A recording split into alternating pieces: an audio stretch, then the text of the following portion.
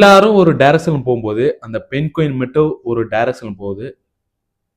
அது தப்பு இல்ல. அது ஒரு தைரியம் தான். பிசியோதெரபில அப்படிதான். ஒரு ACL injury patient, stroke patient, spinal card injury patient first day வந்து அவங்களால நடக்க முடியாது, நிக்க முடியாது. பெயின் ரொம்ப இருக்கும். ஆனா வீட்ல என்ன சொல்லுவாங்கன்னா, ஃபாஸ்ட்டா ரெக்கவரி ஆவு. ஒரு பிரஷர் பண்ணுவாங்க.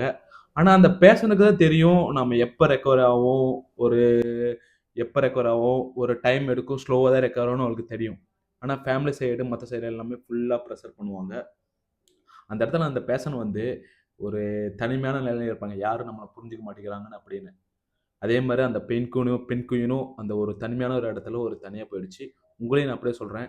இங்க ரெக்கவரிக்கு வந்து ஒரு பாத் கிடையாது. அத நீங்க உங்களுக்கு தெரியும் எந்த பாத்ல போகணும், ப்ராப்பரான பாத்ல எப்படி போகணும்னு. அத நீங்க நோக்கி போங்க. மத்தவங்கள பத்தி எதுவும் நினைக்காதீங்க.